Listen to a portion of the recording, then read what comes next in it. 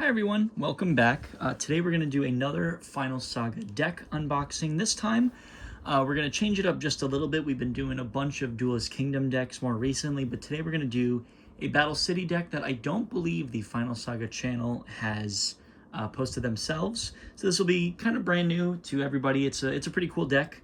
Lots of cool cards that I went through earlier, and that would be Marik's Battle City deck. So coming in this nice, pretty yellow deck box. We're going to go through this guy and everything that comes with it. If you watched previous videos, you know that I am not directly affiliated with Final Saga. They were kind enough to give me an increased discount for a really large order that I made. So this is part of that order. But also, I went through this deck already. I had sleeved these cards already, so it's not a true unboxing from brand new, just because I was really excited to go through these when I got them a little over a month ago.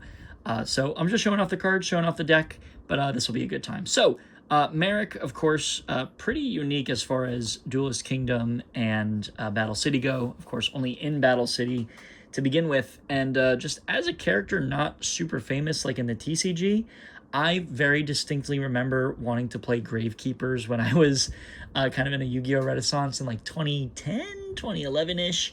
And sure enough, his deck, based around Gravekeepers, was released as a structure deck around that time. So I very distinctly remember getting a Marik structure deck and like buying 3 copies because I needed 3 copies of a card.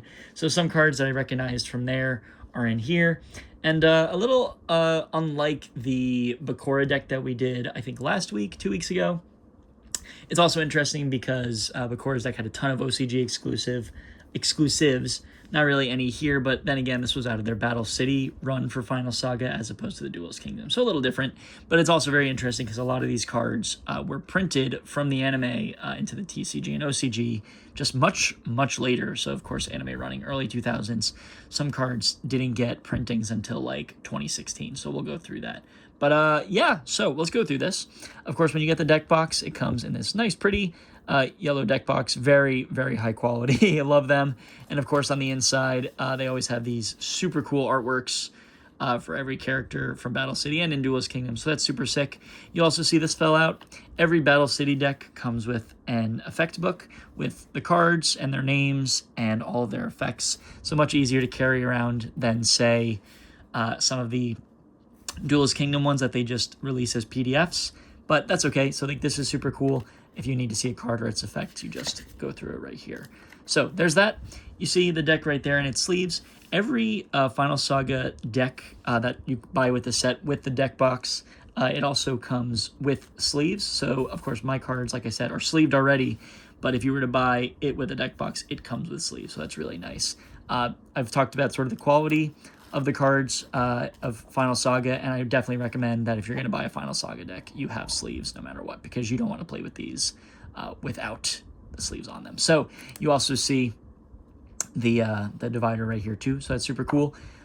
So yeah, let's go through all of the cards. I went through these a little earlier, and hopefully we have some nice insight. So here we go. We start with Bait Doll, as well as Black Pendant, and I have very distinct memories of getting these both super early. I don't remember the set Bait Doll is out of, but I definitely remember getting Bait Doll as a card, and then Black Pendant was in like almost every deck as a kid. Then we have Boganian. So Boganian I remember as a card from the Structure Deck Marik deck, which is just, there's going to be a couple cards in here that are like that, but I very distinctly remember this one. Card of Last Will. Sort of an anime exclusive, but not so much anymore. It was released in the OCG in 2014, and then it did come to the TCG out of Legendary Collection Joey's World a couple years ago. I think I had that. I probably have since sold it, but I remember having that. But it's an illegal card, so it's like just a promo, but kind of interesting that it's illegal because I didn't think the effect was all that crazy in reading it. But, you know, I don't know much about the TCG as much anymore. We have Card of Sanctity, which I believe the very first printing of this was like a Kids WB promo, like around the anime time, and it's like super stupid expensive. It's gotten other printings since then, but like the very first one of this, ridiculously expensive. We have Class System, which is an anime exclusive. Coffin Seller, I remember getting this card as a kid. It was apparently also, I think, in Marik's deck, but I don't remember it being in Marik's deck. Dark Geroid.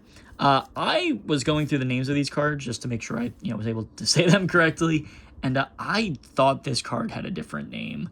I was like so sure it was something else, but when I saw the name in the final Saga book, I was like, it's Dark Geroid, and I don't remember that. But here in the deck, Dark Spell Regeneration. This is normally a trap card, but it wasn't printed until 2020. So, of course, anime, again, early 2000s, not getting a printing until 2020. That's like super late.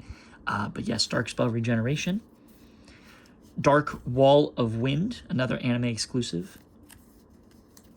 Dralago, which is normally an effect monster. And then we have 3 Egyptian god slimes. So the first one you see here is Obelisk. Then we have Ra, and then we have Slifer. And I don't remember watching a ton of the anime. The last time I watched the anime was a few years ago, and I remember getting through the Battle City arc. I remember getting through a little bit more of the post-Duel Monsters arc, not so much up to GX. And I don't I don't super remember, which kind of stinks, but I do think I remember Marik's deck being like all about slime, which you're going to see a ton in like other cards in this deck, but yeah, kind of odd just for the most part. But it's all the Egyptian gods, of course, big part of the Battle City arc, all the Egyptian gods in slime form. So we'll see some more slime cards in just a moment. We have Gilgarth, we have Granadora, which I have never seen this card before. So when I was doing like my little bit of research, I was like, oh, this must be an anime exclusive card. And not at all. It was actually released in the TCG in 2004 in Invasion of Chaos. And I have never seen this card before. Never saw it in Eternal Duelist Soul. Never saw it in Duelist of the Roses. Again, a couple years older than 2004. But like, I would have thought I've seen this card before. No, this was brand new to me, but it's only 2004. We have Hidden Soldiers. We have Holding Arms, and we also have Holding Legs. Of course, we got some Millennium Item stuff going on. Both of these were not printed in the OCG until 2015, but then they were printed in the TCG in 2016. So again, another card that had been around in the anime for a while before getting an official printing. We have Jam Breeding Machine, again going on along with like the jam and the slime. And more specifically, this guy up here, I remember when I got my Final Saga order, there was like a little promo token like via Final Saga, and it was this guy right here. So that's kind of cool. We have Jam Defender. This guy kind of looks familiar. I wonder if we see him again. I think this is Jurigito. I think it was Jurigito. Again, not printed in the OCG and TCG until 2015, but even then, it was an effect monster and not a normal monster like it is here, so that's kind of funny. We have Left Arm Offering, which was actually a spell card printed again in 2015, 2016.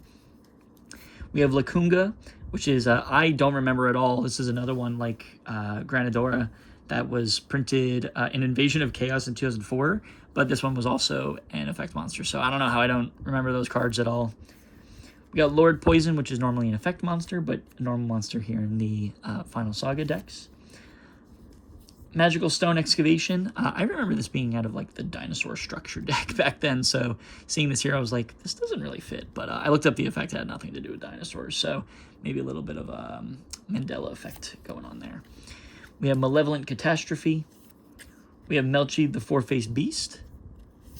We have Metal Reflect Slime, very much another card I remember from the Marik Structure deck. I use this one as like a stall card a lot because it's just like I think a 3,000 defense token.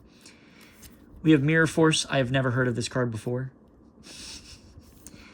We have Newdoria. I don't remember that being its name. I remember the card. I was kind of shocked when I saw what the name was because I don't remember that being the name. Nightmare Mirror, which is an anime exclusive. We have Nightmare Wheel, again, out of the Marik Structure deck that I remember, but this one specifically had some burn effects, so I remember trying to build a burn deck back then and then using a card like this one. We have the anime exclusive Plasma Eel. We have Polymerization, and I summon Pot of Greed. We have Premature Burial. We have Relieve Monster.